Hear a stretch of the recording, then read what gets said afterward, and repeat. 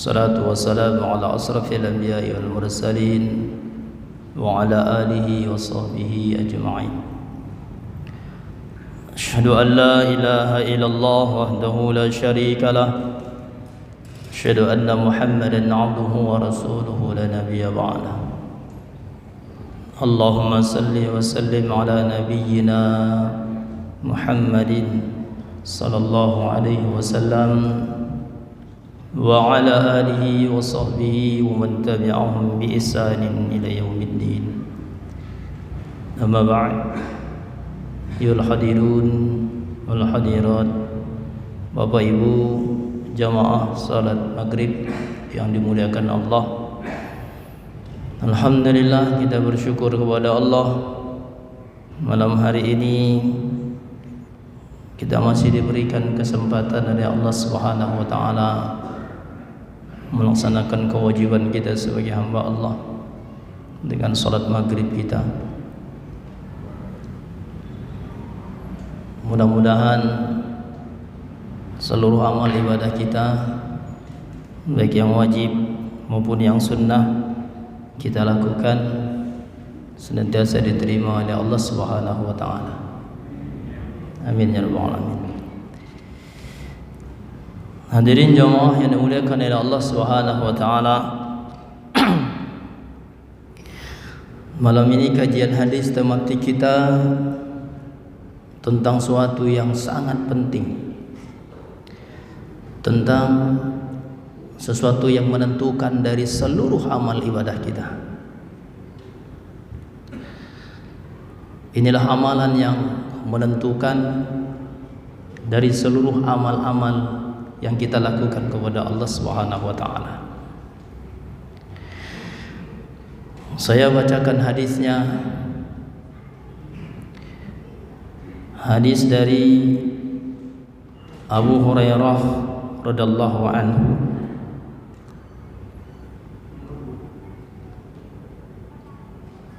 فقال سمعت رسول الله صلى الله عليه وسلم يقول إن أول ما يحسب به العبد يوم القيامة من عمله صلاته فإن صلحت فقد أفلح وأنجح وإن فسدت فقد خاب وخسر فإن انتقص من فريضته شيء قال الرب عز وجل انظروا هل لعبدي من تطوع فيكمل بها من انتقص من الفريضة ثم يكون سائر عمله على ذلك. Rawahu Tirmizi wa qala hadisun hasan sahih. Hadis ini terdapat dalam sahihnya Imam Tirmizi dan kedudukan hadis ini adalah hadis sahih, dan sanadnya melalui Abu Hurairah radhiyallahu anhu.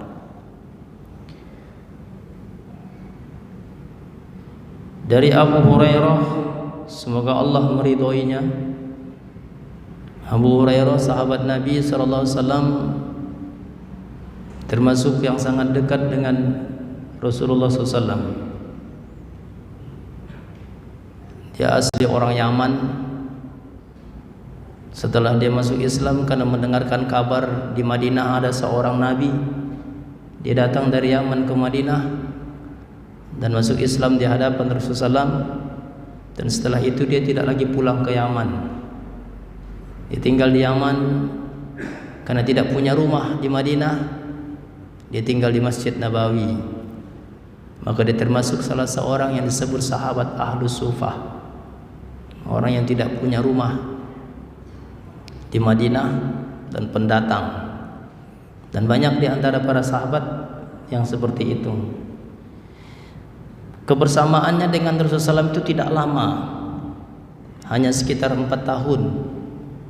Karena tahun 7 Hijriah dia masuk Islam, dan tahun 11 Hijriah Nabi wafat. Jadi hanya sekitar 4 tahun kebersamaan Abu Hurairah dengan Rasulullah SAW. Tapi walaupun hanya lebih kurang 4 tahun dia bersama dengan Rasulullah SAW, tapi seluruh sahabat mengakui bahwa Abu Hurairah lah yang paling banyak hafalan hadisnya. Ada sekitar 5.830 hadis yang dihafalkan oleh Abu Hurairah radhiyallahu anhu. Jadi sangat luar biasa. Walaupun sahabat-sahabat yang lain juga banyak yang menghafalkan hadis, tapi tidak sebanyak Abu Hurairah. Memang ada urutannya, yang paling banyak hafalnya Abu Hurairah, nanti di bawahnya ada Abdullah bin Mas'ud, Abdullah bin Abbas, Aisyah, Anas bin Malik radhiyallahu anhum. Tapi rata-rata mereka itu orang-orang yang penghafal hadis. Sekarang juga banyak para ulama, tapi bukan zaman ini, zaman-zaman tabi'in itu juga masih banyak penghafal hadis. Makanya orang-orang yang hafalannya banyak tentang hadis itu disebut dengan hafiz. Tapi kalau kita di sini disebut hafiz itu orang yang hafal Quran, ya kan? Kalau dia hafal Quran 30, maka kita sebut dia hafiz. Sebenarnya yang hafal Quran itu bukan hafiz namanya, kalau yang sebenarnya namanya qari, qura atau qari. Nah, kalau yang hafal hadis itu baru disebut dengan hafiz. Itu juga ada tingkatannya.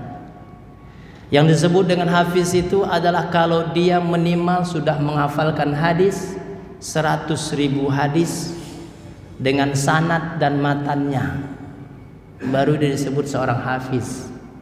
100.000 hadis dengan sanad dan matannya. Sanad tuh an-nya sampai kepada Nabi. Nah, itu dia harus hafal tuh.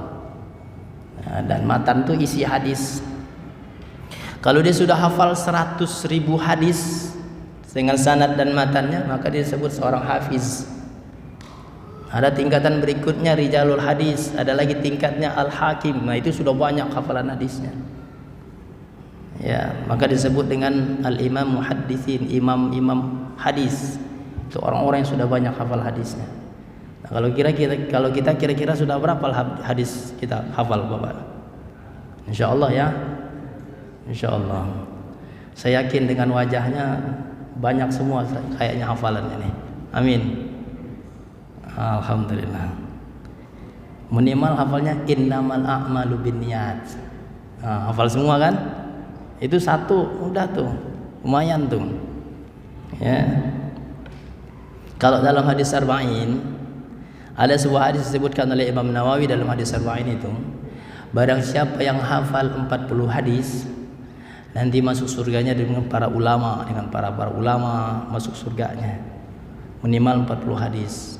Makanya kalau bisa hadis Arba'in itu kita hafalkan. Insya beneran.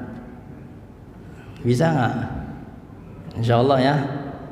Alhamdulillah, nggak ada yang jawab. Nggak apa-apa, saya jawab sendiri. Taib jemaah yang dimuliakan oleh Allah Subhanahu wa taala.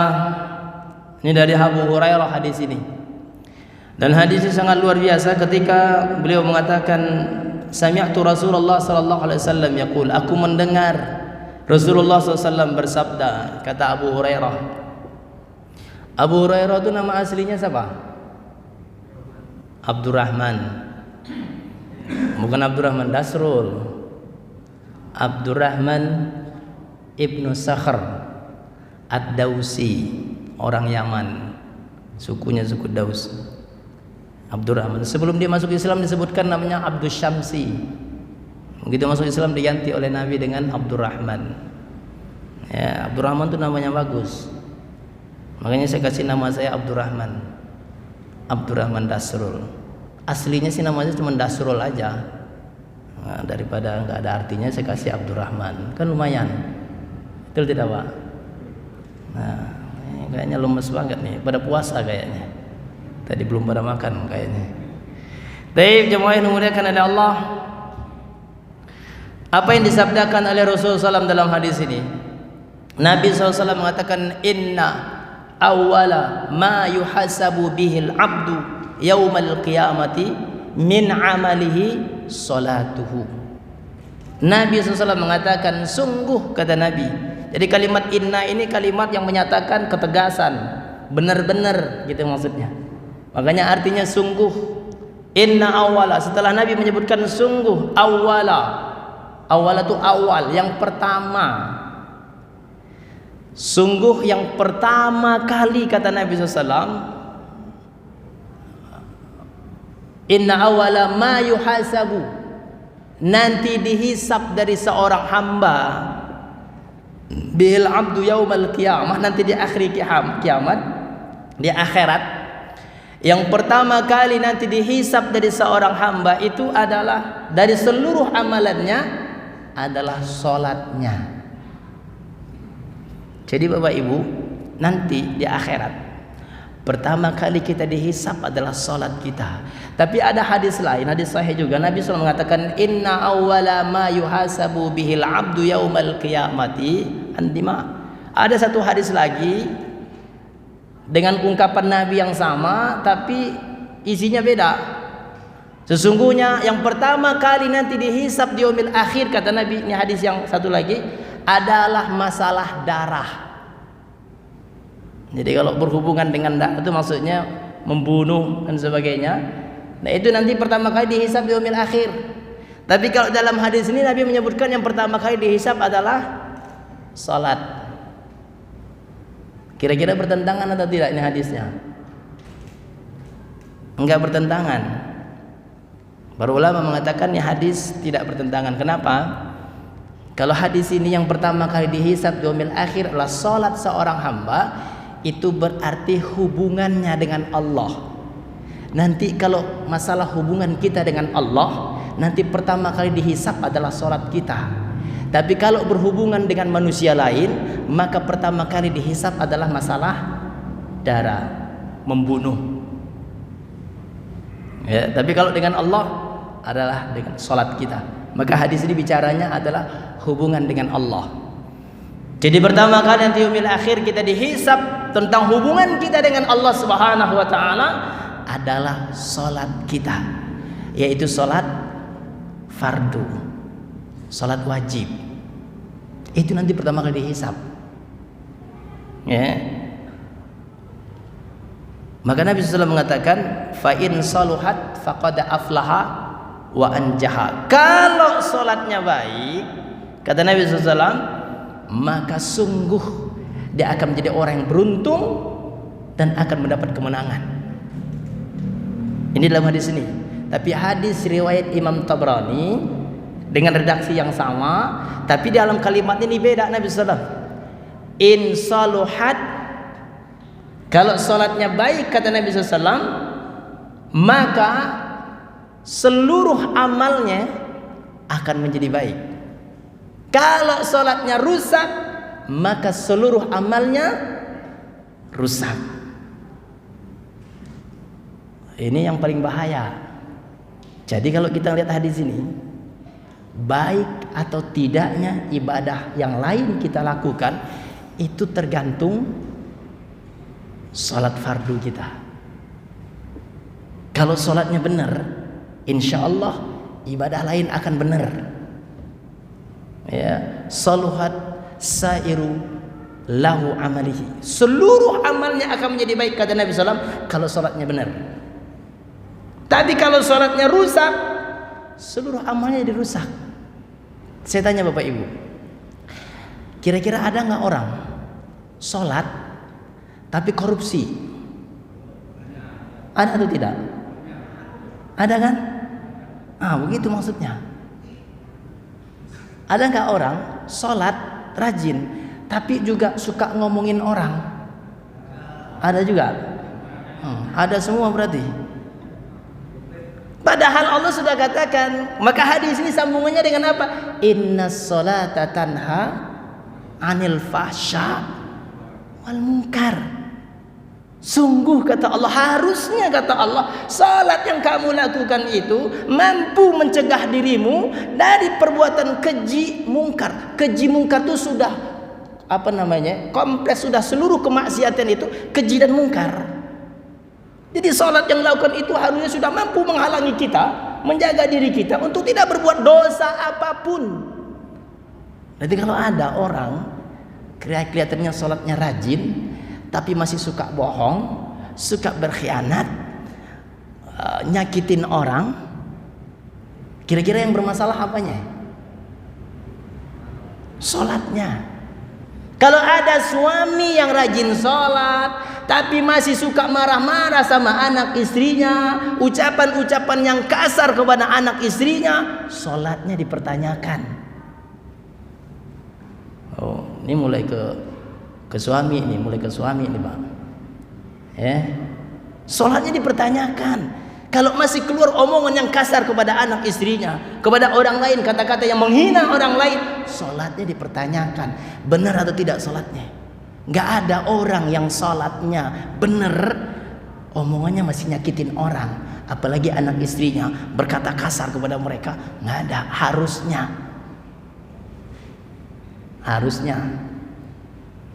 itu disebutnya sholat ini. Kalau orang mengatakan as-salatu miftahul ibadah, salat ini harusnya menjadi kunci dari ibadah yang kita lakukan seluruhnya. Karena Nabi mengatakan, kalau salatmu baik, seluruh amalmu baik. Tapi kalau salatmu rusak, seluruh amalmu rusak. Kalau baik salatnya, qad aflaha wa anjaha, kata Nabi, dia akan jadi orang mendapat kemenangan dan sukses di hadapan Allah. Tapi kalau salatnya rusak salatnya, maka wa qad khaba wa khasira, dia akan merugi. Ya, dia akan rugi, celaka dan rugi, kata Nabi SAW. Tapi, ada tapinya. Allah Subhanahu wa Ta'ala luar biasa memang, sangat-sangat pemurah, sangat-sangat baik dan maha baik memang Allah Subhanahu wa Ta'ala. Kenapa Allah maha baik? Saya katakan karena lanjutan hadis ini Nabi mengatakan, kata Nabi SAW, fa in taqasa min faridatihi syai'un faqala Rabb azza wa jal. Tapi Allah Subhanahu wa Ta'ala, kata Nabi, kalau ada solat kita, solat fardu kita itu, yang kita lakukan itu ada kekurangannya, enggak sempurna solat itu kita lakukan, berarti nilainya berkurang di sisi Allah. Entah itu karena kurang sempurna pelaksanaannya, atau ada yang kurang dari solat itu, bukan rukunnya. Kalau rukunnya batal, solatnya tidak sah. Itu satu yang kuranglah nilai solat kita. Allah Subhanahu wa Ta'ala mengatakan, kalau ada kekurangan dari nilai solat fardu yang ia lakukan itu, kata Allah, ini pemurahnya Allah. Apa kata Allah Subhanahu wa Ta'ala kepada malaikat? Wanzuru hal li'abdi min tatawwa. Kata Allah, coba perhatikan, kata Allah, wahai malaikat, nanti nih saat dihisab nih, ternyata begitu dihisab amal solat fardu kita, solat wajib kita. Kalau saya tanya kepada bapak ibu nih, jujur jawabnya, kira-kira sholat fardu kita tuh sudah sempurna atau belum? Jauh dari kesempurnaan. Orang kadang-kadang kita juga dalam sholat juga bawaannya kesel. Gimana mau khusyuk, gimana mau sempurna? Kalau imamnya kepanjangan ayatnya, kita kesel. Betul tidak, Pak? Iya. Udah tahu subuh, ngantuk, panjang banget sih ayatnya, gitu. Udah gitu salah lagi, gitu kan? Iya kan? Ada nggak kira-kira kalau sholat kita kalau begitu ada perasaan kita? Ada. Tidak usah kita pungkiri. Ini kita manusia dan syaitan selalu mencari kesempatan itu merusak kita saat sholat. Dan pikiran kita dirasuki oleh syaitan ketika saat sholat itu. Emang benar, itulah pekerjaan syaitan. Syaitan sholat, syaitan dalam sholat itu namanya iblisnya. Siapa nama iblisnya? Al-Kanzab namanya. Iblis syaitan yang menggoda orang dalam sholat itu namanya Al-Kanzab. Dan itu sengaja dia dalam sholat itu diganggu orang. Makanya hadis Nabi mengatakan, makanya kadang-kadang orang kalau sholat sendirian sampai melupakan dia terhadap jumlah rakaatnya. Itu hadis Nabi yang mengatakan. Siapa yang membuat dia lupa? Syaitan. Salat fardu kalau sendirian suka lupa, betul Pak? Salat subuh 2 rakaat dia lupa rakaat keberapa. Bayangin coba. Salat subuh berapa rakaat? 2, dia lupa. Ini rakaat keberapa ya? Salatnya sendirian. Makanya jangan suka sholat sendirian. Setannya banyak, nanti lupa. Ya. Baik. Nah, Allah Subhanahu wa taala mungkin tahu kalau salat yang kita lakukan ini jauh dari kesempurnaan. Makanya Allah katakan, kalau ada, kata Allah, kekurangan dari salat fardu yang ia lakukan itu, Allah perintahkan kepada malaikat. Manzuru, kata Allah, wahai malaikat, coba perhatikan hambaku ini. Hal li'abdi min tatawwu', ada enggak dia salat sunnah? Coba, ada enggak dia ini salat sunnah? Kata Allah nih, saat kita dihisab, ini pemurahnya Allah buat kita tuh luar biasa. Ada enggak hambaku ini salat sunnah? Kata Allah. Kalau ada dia salat sunnah, kata Allah, wa yukammilu biha. Kalau dia ada salat sunnah, kata Allah Subhanahu wa taala, maka sempurnakan salat fardunya itu dengan salat sunnahnya. Makanya saya katakan jangan malas-malasan salat sunnah. Karena kita ini salat fardunya banyak kekurangannya. Betul tidak, Pak? Ini kadang-kadang mau salat sunnah, habis salat ngeloyor aja pergi, enggak pakai rawatib. Tapi ini kita nggak boleh bersuuzon, barangkali sholat sunnahnya di rumah, karena lebih utama sholat rawatib itu sholat sunnahnya di rumah. Kita jangan salah sangka juga, ada orang habis sholat langsung pulang, ini orang nggak pernah sholat rawatib, hati-hati. Bisa jadi dia sholat rawatibnya di rumah, ba'diyah dan qobliyah dan ba'diyahnya di rumah, betul tidak? Karena lebih afdol di rumah daripada di masjid. Nah bagi kita, kadang-kadang kalau udah nyampe rumah itu udah nggak bisa sholat, macam-macam kegiatannya udah. Ada anak datang, ada segala macam, udah nggak sempat sholat sunnah. Makanya kita sholat sunnah di masjid. Boleh tidak? Boleh. Gitu maksudnya. Ya. Nah, kalau ada orang langsung pulang, jangan dikatakan dia tidak sholat sunnah, belum tentu. Bisa jadi dia sholat sunnah di rumah. Ya, baik. Atau imamnya habis ngimamin keluar sono, wah imamnya gak sholat sunnah, belum tentu, di rumah kali. Betul tidak, Pak? Ya, kita kan berhusnuzon. Ya, apa ya imamnya gak sholat sunnah, gitu kata kita. Baik, ini bukan untuk mencari pembenaran. Ya, kadang-kadang kan saya langsung pulang juga. Ntar kita katakan, oh ini Ustaz nggak sholat sunnahnya, belum tentu. Barangkali di rumah saya sholat sunnahnya, betul tidak, Pak? Kan Bapak nggak tahu. Bukan pembelaan diri, bukan. Ya. Iya. Itu mau jujur apa adanya. Baik ya. Cuma yang mulia karena ada Allah. Inilah pemurahnya Allah Subhanahu wa taala. Kalau dia ada sholat sunnah, kata Allah, maka fayukammilu biha man taqasa minal faridah. Kalau dia ada salat sunnah, kata Allah, sempurnakan salat fardunya itu dengan salat sunnah yang ia lakukan. Maka Nabi mengatakan, tsumma yakunu sairu amalihi ala dzalik, maka seluruh amalnya pun akan disempurnakan. Luar biasa. Ya. Nah, jemaah yang dimuliakan oleh Allah Subhanahu wa taala. Ini hadis ini sangat menarik sebenarnya. Karena ini menjadi kunci dari semua ibadah yang kita lakukan. Ya. Jadi hadis ini menyatakan satu, pelajaran dari hadis ini pertama adalah tentang makanatus shalah, tentang kedudukan salat fardu kita. Bahwa salat fardu itu kedudukannya adalah kunci dari semua ibadah yang kita lakukan. Maka tadi Nabi mengatakan, kalau salatnya benar, fardu itu benar, maka seluruh amalnya benar.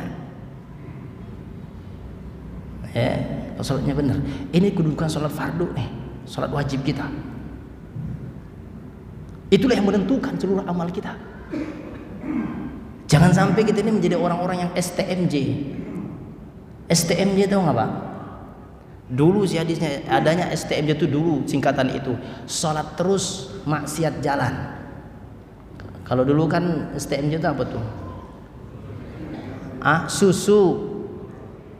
Susu, telur, madu jahe, ya kan? Minuman sehat itu STMJ. Tapi kalau yang dimaksud dengan STMJ di sini, sholat terus maksiat jalan. Ada nggak orang seperti itu? Ada. Saya pernah ceritakan, dan ini kisah nyata. Ada seorang perempuan penghibur, wanita malam. Dia ngaji, bukan dia yang ngaji. Jadi kisah ini dulu waktu masih ada yang di Islamic Center Priuk gitu loh. Apa namanya dulu tuh? Hafal bener. Hafal bener.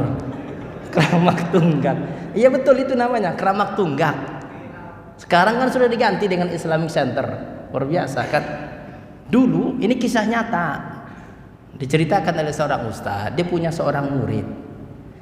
Muridnya itu ngaji sama dia, kerjanya sopir taksi. Sopir taksi.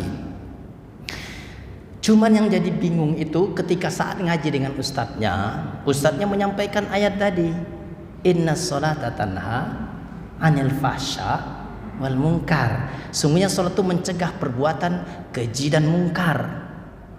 Itu sopir taksi begitu disampaikan ayat itu oleh ustadz, jadi nanya sama ustadznya, ustadz maaf kata dia, itu ayat apa bukan? Kata dia, ini ayatnya dalam Quran surah Al-Ankabut, kata ustadznya. Jadi begini ustadz, gitu kata dia. Kalau memang itu ayat, saya mau nanya. Saya punya langganan seorang perempuan, kerjanya di Keramat Tunggak, wanita penghibur. Tapi ustadz, sholatnya rajin. Apa buktinya? Begitu saya datang sore nyamperin dia habis maghrib, saya klakson ke kontrakannya, dia akan mengatakan, sebentar bang, saya belum sholat maghrib. Sholat dulu dia, baru diantar sama abang saksinya ke sana. Nanti besok pagi subuh udah selesai tugasnya, dia tugas malam nih, tugas malam terus dia. Ya, pekerja malam, tugas malam dia. Subuh dijemput tuh wanita, perempuannya itu. Diklakson, begitu klakson apa kata dia? Sebentar bang, saya belum sholat subuh, saya mandi dulu. Begitu katanya. Ini bingung super taksinya. Dan ditanya, Ustadz, itu kalau begitu gimana itu? Dia rajin sholat, tapi kerjanya juga begitu, gitu maksudnya. Nah kira-kira kalau bapak saya tanya tuh jawabannya apa kira-kira? SDMJ. Itu waktu itu ustadznya juga bingung mau jawab apa. Kata ustadznya, oh gimana ya kata dia. Gini aja deh kata ustadznya, sambil nanti antum nyetir, cobalah tanya kepadanya. Tapi jangan sampai dia marah, tanya pelan-pelan. Kenapa dia sholat? Gitu. Tanya itu dia sholat kenapa? Gitu. Nah itu dilakuin sama dia. Besoknya pas nganter tuh, sambil nyetir, dia ngomong tuh, mbak maaf banget kata dia, saya mau nanya kata dia, tapi jangan marah ya kalau pertanyaan saya gitu. Enggak kata mbaknya, apa kata dia. Jadi gini mbak kan rajin sholat gitu kata dia, rajin sholat, tapi kan mbak juga kerjaannya begituan gitu. Itu saya mau nanya, mbak kenapa sih rajin sholat begitu, tanya sama dia. Nah apa jawaban dia? Dia nggak marah sama sekali. Dia bilang, aduh itu sih bang gampang kata dia. Kenapa emangnya? Dulu waktu ibu saya mau meninggal di pangkuan saya, ibu saya pesen sama saya. Pesen ibu saya, apapun pekerjaanmu, sholat jangan tinggalkan. Tuh, benar pesen ibunya. Jadi ibu saya pesan apapun pekerjaan saya gini bang kata dia. Jadi sholat saya tetap. Apapun pekerjaanmu, sholat jangan tinggalkan. Kayak iklan. Apapun makanannya, hafal bener kita iklan. Ya, ini salah pesannya. Yang menerima pesannya nyampein pesan juga tidak pas. Akhirnya apa yang terjadi? Ternyata sholatnya bukan karena Allah, tapi karena pesan ibunya, sehingga tidak menjadi sesuatu yang dalam hatinya ketika dia saat sholat. Nggak ada ruhiyah sholatnya. Kenapa? Sholatnya bukan karena Allah. Sholat yang seperti inilah yang bermasalah. Maka tidak aneh hari ini banyak orang yang rajin sholat, tapi maksiatnya juga luar biasa. Ya, ini perlu kita waspadai nih. Cobalah kita rasa-rasakan dalam diri kita. Kita ini rajin sholat luar biasa, tapi kenapa kok masih maksiat kita lakukan? Dosa kita lakukan. Ya, alhamdulillah. Baik. Nah, ini hadis ini tentang kedudukan sholat fardu kita. Luar biasa. Kedua, hadis ini mengajarkan tentang kita. Tentang apa? Bahayanya meninggalkan sholat fardu. Dalam hadis ini Pak, Bapak Ibu, dalam hadis ini disebutkan Nabi, kalau ada kekurangan dari sholat fardunya, bukan kalau meninggalkan sholat fardu, bukan. Kalau ada kekurangan, berarti sholat fardu itu apa maksudnya? Tidak boleh ditinggalkan, apapun kondisinya. Mau sakit keras dia, sekeras apapun sakitnya, sholat fardu nggak boleh ditinggalin. Ini hati-hati ini kita nih. Meninggalkan salat itu adalah dosa yang paling besar dibanding seluruh dosa-dosa. Coba bayangin.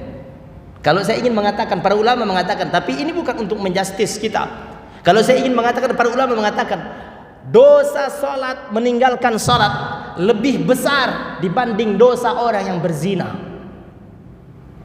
Dosa meninggalkan salat lebih besar dibanding dengan dosa orang yang merampok, membunuh. Dosa meninggalkan salat.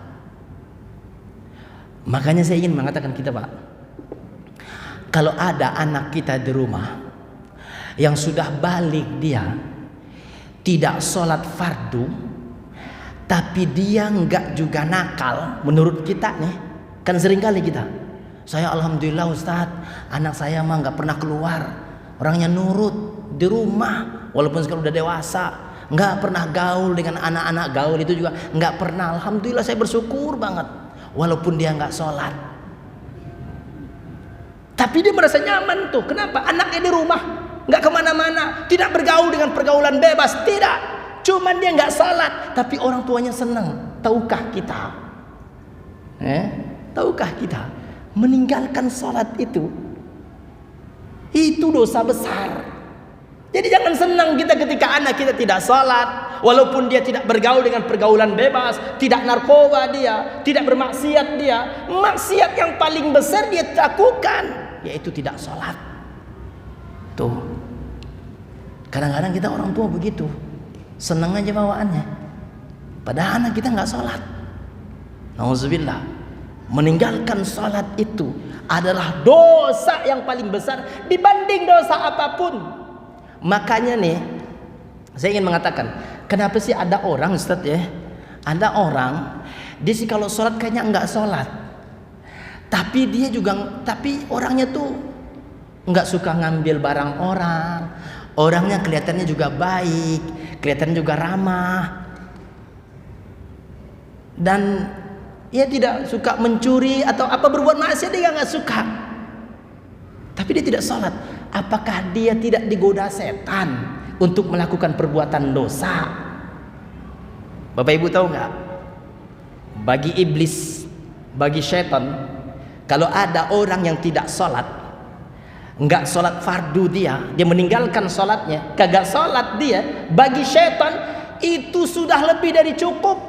Dia tidak akan menggoda orang itu lagi untuk berbuat zina, berbuat minum khamar, narkoba. Nggak penting bagi syaitan itu untuk menggoda orang itu. Kenapa? Karena pokok dari dosa itu dia sudah lakukan. Paham maksudnya Bapak Ibu?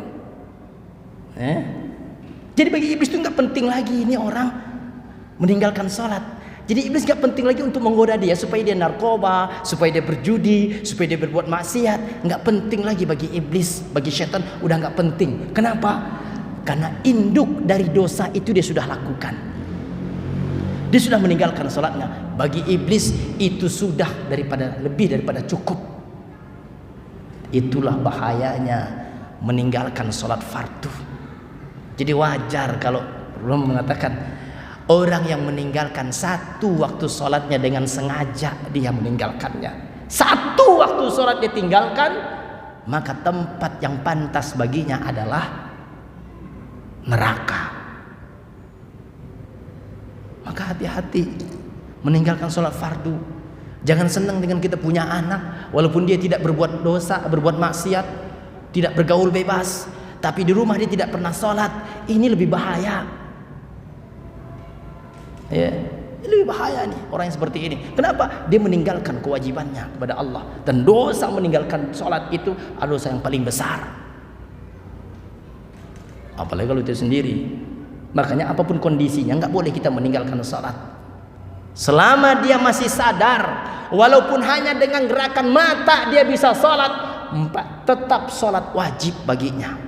Nggak bisa Bapak Ibu, saya nggak kuat Ustaz, saya nggak bisa apa-apa, ada nggak dispensasi saya nggak sholat? Nggak bisa, nggak ada dispensasi kalau meninggalkan sholat. Tapi kalau melakukan sholat ada dispensasinya. Kalau nggak bisa berdiri, duduk. Kalau nggak bisa duduk, berbaring. Kalau berbaring nggak bisa, miring. Kalau nggak telentang. Tapi hati-hati kalau telentang itu. Kemarin ada orang telentang mati. Bener, orang tang ditelan sama dia. Telentang nggak bisa, miring nggak bisa, sholatin. Udah nggak ada udah. Apapun kondisinya. Jadi di rumah sakit pun kita dirawat kalau kita masih sadar, kita kurang bisa ngapa-ngapain, tapi kita masih sadar, mata kita masih bisa sadar, maka dengan gerakan mata kita wajib sholat. Baik, sampai di sini ada yang mau nanya, silakan. Karena waktu sudah mau masuk.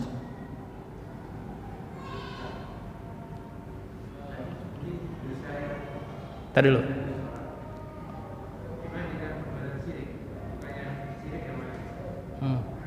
Kenapa? Taib. Terus udah, lebih besar meninggalkan sholat, lebih besar meninggalkan dosa, meninggalkan sholat lebih besar dengan syirik. Walaupun syirik masih ada harapan ketika dia bertobat kepada Allah.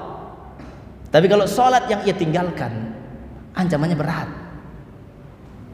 Ya, kalau dibanding syirik, meninggalkan sholat lebih parah. Makanya pokok seluruh dosa itu adalah meninggalkan sholat. Sama dengan ketika Nabi mengatakan pokok dari seluruh agama, seluruh ibadah itu adalah sholat. Kalau sholatnya benar, semuanya jadi benar. Allahu a'lam bishawab. Taib Haji.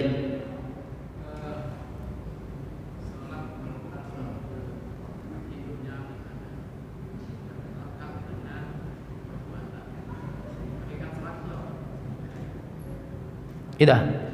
Baik, jazakallah khairan. Apa hakikat dari salat? Ini kita ngaji hakikatnya sekarang nih, bukan syariat lagi. Kalau sudah hakikat tuh nanti alamnya sudah berbeda. Ini tasawuf kita sekarang. Hakikat salat. Apa sih hakikat salat itu? Salat itu asal kata dari shalla yusalli salatan, doa artinya. Jadi hakikat salat itu apa? Kalau secara bahasanya hakikat salat itu doa. Secara bahasanya, ya, bahasa ada salat itu adalah doa. Tapi secara istilahnya salat itu adalah rutinitas sebuah ibadah yang kita lakukan, dan itu adalah hubungan langsung kita dengan Allah Subhanahu wa taala. Itulah pentingnya di saat salat itu kita menghadirkan hati kita saat salat.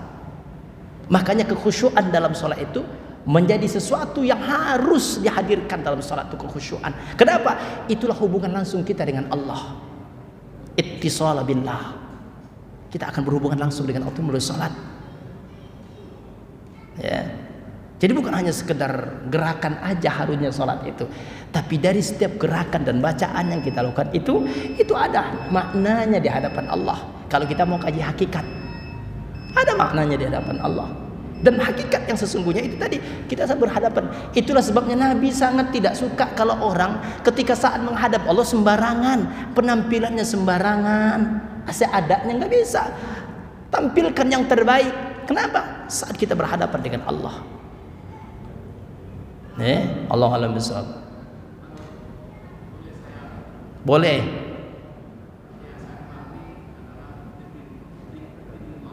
Zikrullah. Ya, dalam surat Toha Allah sebutkan seperti itu.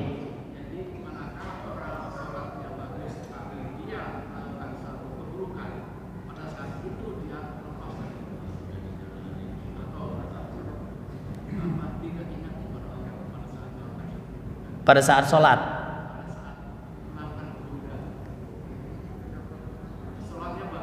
Laksanakan keburukan. Pada saat melakukan keburukan sedang tidak berkomunikasi atau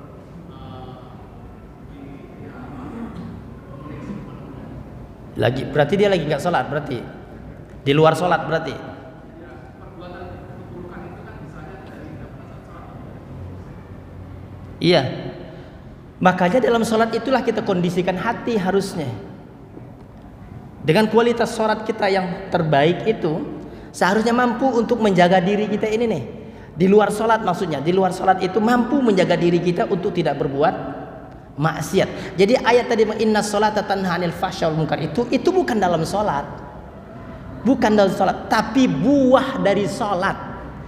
Buah dari sholat yang kita lakukan tuh harusnya mampu untuk menjaga kita untuk tidak berbuat maksiat, gitu maksudnya. Bukan pada waktu sholatnya, tapi setelah di luar sholat. Ini kita sholat, habis sholat nih pulang kita di jalan atau di mana, mampu nggak itu menjaga kita dari berbuatan maksiat? Sholat tadi itu. Nah itulah sholat yang disebut dengan sholat yang sudah sudah dinikmati, sudah menjadi ruhiyahnya sholat itu dalam dirinya. Walaupun orang beriman, orang bertakwa nggak mungkin lah Ustaz, nggak ada punya dosa. Ya, kalau dosa kecil mungkin. Dosa kecil mungkin. Kenapa? Karena dosa kecil itu sulit untuk kita hindari. Tapi orang yang memiliki sholat yang benar, begitu dia melakukan dosa kecil, dia langsung istighfar kepada Allah. Istighfar, dia ingat dia kepada Allah. Kan Allah katakan surah Al-Imran. Apa kata Allah? Ketika mereka melakukan perbuatan dosa, mereka langsung ingat kepada Allah dan mereka beristighfar. Itulah bedanya orang beriman dengan orang tidak beriman. Ya. Bisa jadi kita terjebak dengan dosa, tapi di saat itu dia akan langsung ingat kepada Allah. Itulah jiwa-jiwa orang yang sudah terbentuk dengan sholatnya, sholat fardunya.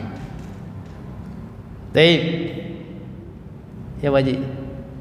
Ada lagi? Ya. Mengenai soal kita sholat tadi, setan dan iblis menggoda kita. Nah, kalau kita sholat itu tadi mendatangkan satu fitnah, apakah kita yang salah, apakah kena orang yang salah, ataupun kena ada sesuatu hal terhadap diri kita yang kita lakukan? Karena kita tidak bisa mengikhlaskan, sedangkan dalam sholat kita harus ikhlas. Terima ustaznya membaca panjang, membaca pendek, kita ikhlas. Tapi setelah itu kita tidak ikhlas, apakah ini disebabkan karena kita tidak punya SDM? Apakah karena kita tidak ikhlas? Gimana? Bisa jadi keikhlasan itu membuat hati kita tidak hadir ketika saat sholat. Itulah pentingnya. Jadi sholat adalah kunci dari semua ibadah yang kita lakukan. Baik atau tidaknya ibadah yang kita lakukan tergantung sholatnya. Dan sholat itu kuncinya adalah keikhlasan dia. Sholat yang tidak ikhlas tidak akan bisa masuk ke dalam hatinya. Dan memang agak berat memang namanya ikhlas. Ya, ikhlas kan melepaskan seluruhnya di hati kita. Yang pada saat itu kita hanya berhadapan dengan Allah. Apapun yang terjadi dengan imam dan apapun kita ikhlas. Saya terdengar sebuah kisah yang di medsos itu, ketika ada seorang anak yang dia dimarahi di masjid oleh bapak, mungkin karena dia berisik, dia dimarahi di masjid. Lalu dia pulang ke rumah, dia ngadu sama orang tuanya, sama orang tuanya apa sama gurunya gitu. Dia ngadu. Lalu akhirnya dia datang ke masjid, gurunya suruh, coba kamu datang ke masjid itu, kamu bawa air, kamu keliling jalan, jangan sampai airnya jatuh. Kalau nggak salah kisah begitu, jangan sampai jatuh. Gimana caranya supaya tidak jatuh? Air itu di jalan sambil jalan begitu. Dilakukan itu, diperhatikan air itu betul-betul, dia perhatiin air itu sampai berapa kali dikeliling nggak jatuh-jatuh tuh air, diperhatikan. Akhirnya kata begitu disampaikan, bagaimana tadi airnya ada jatuh enggak? Kenapa? Karena saya memperhatikan betul air itu, sehingga siapapun yang mengganggu saya, menegur saya nggak peduli karena saya konsen dengan itu. Ini konsepnya apa coba? Kalau orang sesuatu itu orang ketika saat sholat dia Kalau betul-betul menghadirkan hatinya kepada Allah, harusnya dia sibuk dengan itu dan dia tidak akan terganggu dengan apapun. Tapi ini bukan berarti menjustis. Berarti kalau anak-anak berisik boleh dong. Enggak juga. Enggak begitu juga. Artinya tadi kembali kepada keikhlasan. Orang yang mengawali dengan sebuah keikhlasan, dia akan menikmati itu. Itulah intinya keikhlasan. Dia menikmati itu. Apapun yang terjadi dia enggak tahu, pentingnya dia menikmati. Itulah sebuah keikhlasan. Dan itu sulitkah? Memang sulit. Karena ini keikhlasan. Allah alam bisawab. Jadi hadirkan dengan keikhlasan. Taib, cukup ya. Nanti kita sambung lagi. Ini belum selesai. Nanti kita akan sambung dengan apa? Bagaimana caranya untuk supaya sholat ini kita ini lebih sempurna, gitu maksudnya. Termasuk sholat sunnahnya kita belum masuk. Bagaimana menuju kepada sholat yang lebih sempurna? Apa yang harus kita lakukan? Tahapannya apa? Maka jangan lewatkan. Tunggu episode berikutnya. Allah alam bisawab. Subhanakallahumma bihamdika asyhadu an la ilaha illa anta astaghfiruka wa atubu ilaik. Assalamualaikum warahmatullahi wabarakatuh.